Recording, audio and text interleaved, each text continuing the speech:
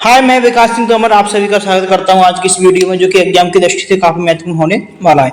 दोस्तों, आज हम करने वाले हैं हिंदी पेडागोजी 2024 के लिए, जो कि एमपी टेट वर्ग 3 2024 के लिए काफी महत्वपूर्ण होने वाला है। तो अभी तक आपने हमारे चैनल को सब्सक्राइब नहीं किया तो चैनल को सब्सक्राइब जरूर कर लें और बेल आइकन को दबा लें, ताकि जब भी कोई हम नया वीडियो डालते हैं तो आपको उसका नोटिफिकेशन मिल जाता है। तो चलते हैं आज के हम पहले प्रश्न पर। पहला प्रश्न है प्रश्न नंबर 1। तो अनेक बाल बच्चे लिखते समय त्रुटियां करते हैं।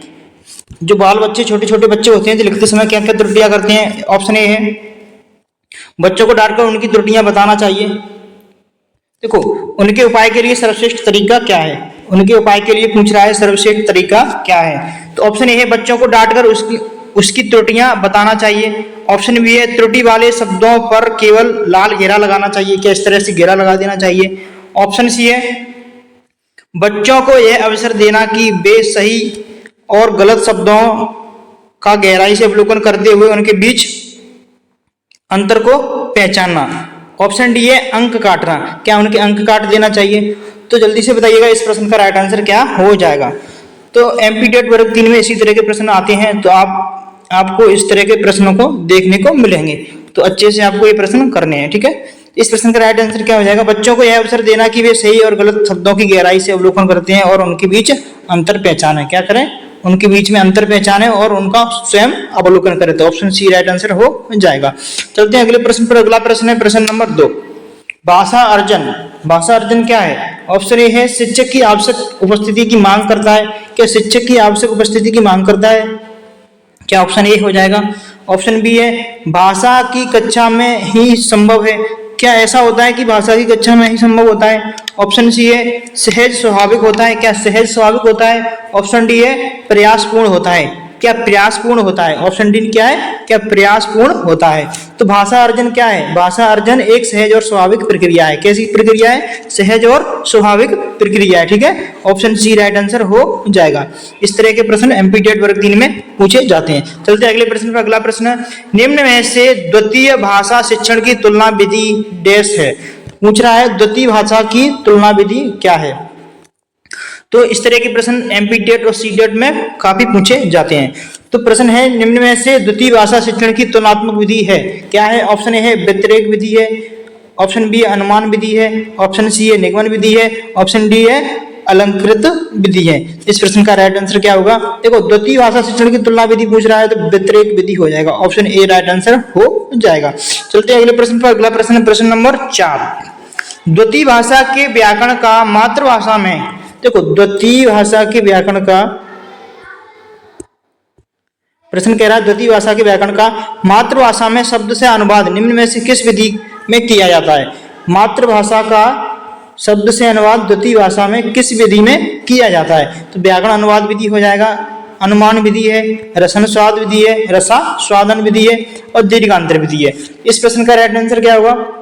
तो देखो, द्वितीय भाषा के व्याकरण का मातृभाषा में, कौन सी भाषा में, मातृभाषा में, मातृभाषा में शब्द से अनुवाद तो व्याकरण विधि में किया जाता है। किस विधि में किया जाता है। तो व्याकरण विधि में क्या करते हैं, मातृभाषा को उससे कनेक्ट करके बच्चे को पढ़ाते हैं। तो ऑप्शन ए राइट आंसर हो जाएगा। चलते हैं अगले प्रश्न पर। अगला प्रश्न है प्रश्न नंबर 5। प्रश्न नंबर 5 है निम्न में से डाल्टन योजना शिक्षण पद्धति किस स्तर के बालकों के लिए सर्वाधिक उपयुक्त है। तो किस स्तर के बालकों के लिए सर्वाधिक उपयुक्त है। तो ऑप्शन ए है माध्यमिक स्तर के बालकों के लिए उपयुक्त है। ऑप्शन बी है प्राथमिक स्तर। ऑप्शन सी है हाई स्तर। ऑप्शन डी है उच्च स्तर। देखो, डाल्टन योजना जो शिक्षण पद्धति है वो माध्यमिक स्तर के बालकों के लिए सर्वाधिक उपयुक्त मानी जाती है। कौन से माध्यमिक, ठीक है, याद रखेंगे। तो डाल्टन योजना पद्धति है तो माध्यमिक स्तर के लिए सर्वाधिक कैसी मानी जाती है, उपयुक्त मानी जाती है। ऑप्शन ए राइट आंसर हो जाएगा। इसे आप अच्छे से याद रखेंगे, ठीक है। चलते हैं अगले प्रश्न पर। प्रश्न नंबर 6 निम्न में से सहचार विधि में, कौन सी विधि में, सहचार विधि में भाषा की आरंभिक शिक्षा प्रदान की जाती है। सहचार विधि में, ठीक है, सहचार विधि की बात कर रहा है। ऑप्शन ए है सामासिक विक्रय में। ऑप्शन बी है अनुच्छेदन में। ऑप्शन सी है खेल खेल में, ऑप्शन डी है मुहावरे एवं लोकोक्तियों में। देखो सहचार विधि में आरंभिक शिक्षा खेल खेल में दी जाती है। कौन सी कैसे दी जाती है? तो शिक्षा खेल खेल में दी जाती है, याद रखेंगे खेल खेल में। कौन सी में? खेल खेल में दी जाती है सहचार विधि। कौन सी विधि है? सहचार विधि में जो प्रारंभिक शिक्षा होती है ना वो खेल खेल में दी जाती है। ऑप्शन सी राइट आंसर हो जाएगा। चलते हैं अगले प्रश्न पर। अगला प्रश्न है प्रश्न नंबर 7। निम्न में से एक शिक्षक पाठ को पढ़ाने के बाद अपने छात्रों को गृह कार्य देता है। क्या दे रहा है? गृह कार्य दे रहा है, होमवर्क दे रहा है। तो क्यों दे रहा है, ऐसा क्यों कर रहा है? ऑप्शन ए है गृह कार्य करने से छात्रों में स्वाध्याय की आदत का विकास हो सकेगा। ऑप्शन बी है छात्रों को व्यस्त रखना शिक्षक के व्यक्तिगत कार्य के लिए आवश्यक है। क्या ऑप्शन बी राइट आंसर हो जाएगा। ऑप्शन सी है गृह कार्य से छात्र दूसरे दिन विद्यालय नहीं आ सकेंगे। क्या ये हो जाएगा? ऑप्शन डी है गृह कार्य करने से छात्रों में स्वाध्याय की आदत का विकास ना हो सकेगा। इसमें बोला है ना हो सकेगा। तो इस प्रश्न का राइट आंसर क्या होगा, जल्दी से बताइएगा। तो शिक्षक पाठ को पढ़ाने के बाद अपने छात्रों को क्या देता है? गृह कार्य देता है। तो गृह कार्य देने का क्या उद्देश्य होना चाहिए? गृह कार्य देने का उद्देश्य होना चाहिए कि बच्चे में क्या स्वाध्याय की आदत का विकास होगा। ऑप्शन ए राइट आंसर हो जाएगा। जब बच्चा होमवर्क लेके घर जाएगा, कहाँ जाएगा? घर जाएगा तो स्वयं से करेगा। किससे करेगा? स्वयं। तो स्वयं से सीखेगा, करेगा तो क्या होगा? तो स्वाध्याय की आदत का विकास होगा। ठीक है, तो ऑप्शन ए राइट आंसर हो जाता है। चलते हैं अगले प्रश्न पर। अगला प्रश्न है प्रश्न नंबर 8। देखो भाषा शिक्षण में शिक्षण सहायक सामग्री का लाभ है।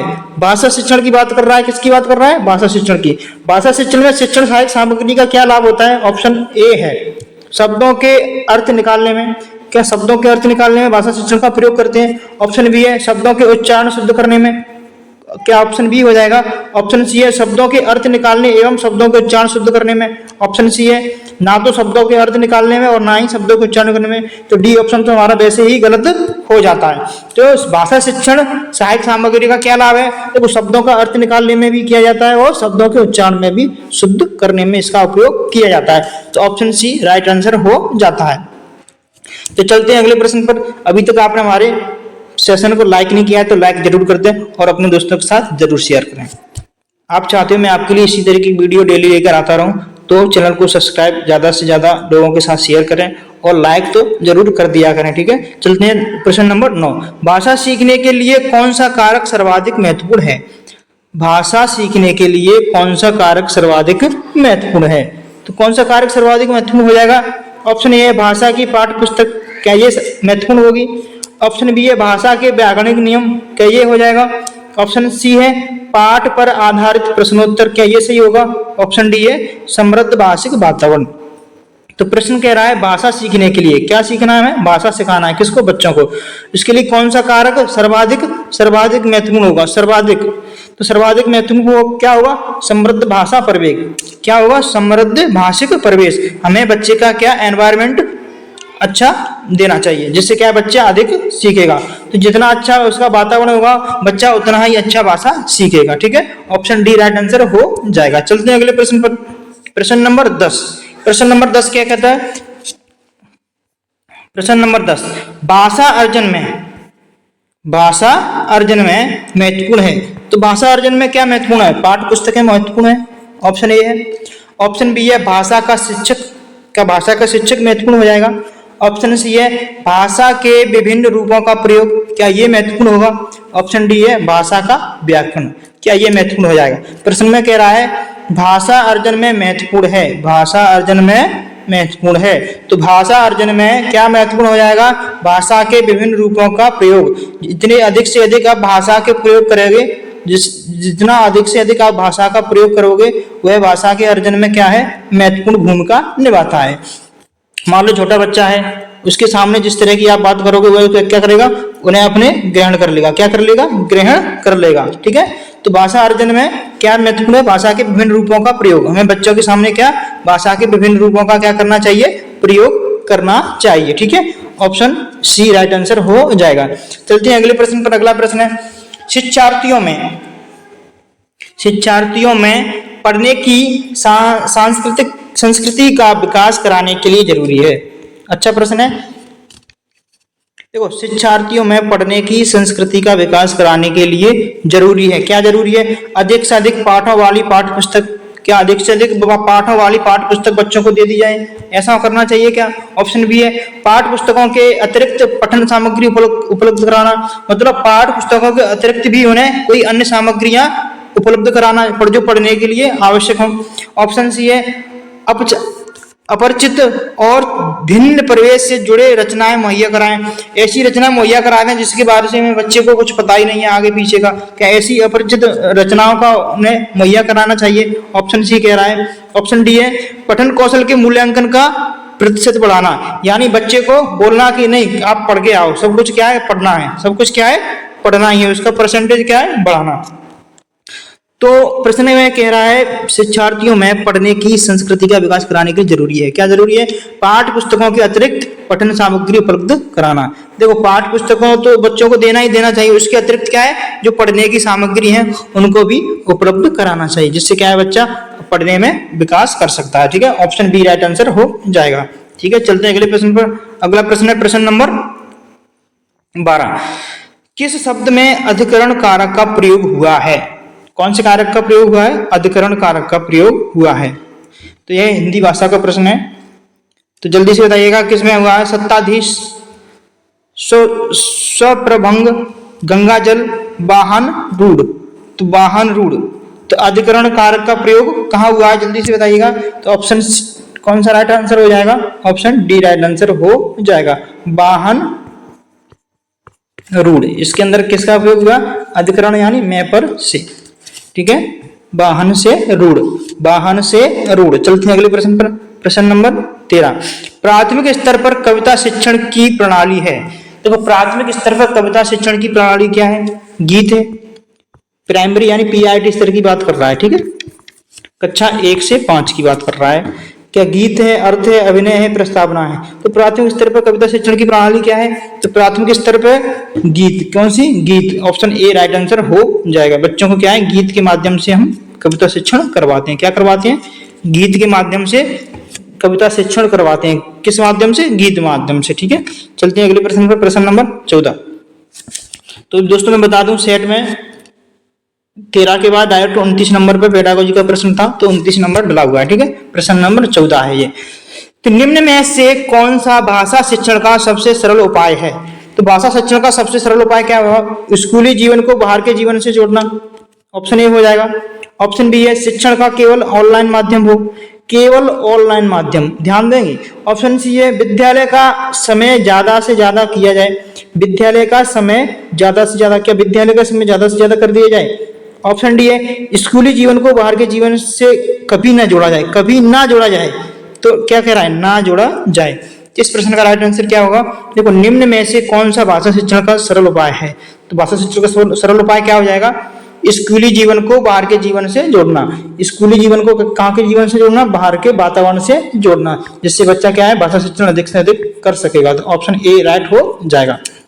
देखो बच्चे को यदि आपको भाषा शिक्षण करवाना है तो उसके लिए क्या हमें ऐसा परिवेश उपलब्ध कराना चाहिए जिसमें से भाषा सुनने और बोलने के अवसर अधिक से अधिक मिले, तो भाषा शिक्षण अच्छे से होगा।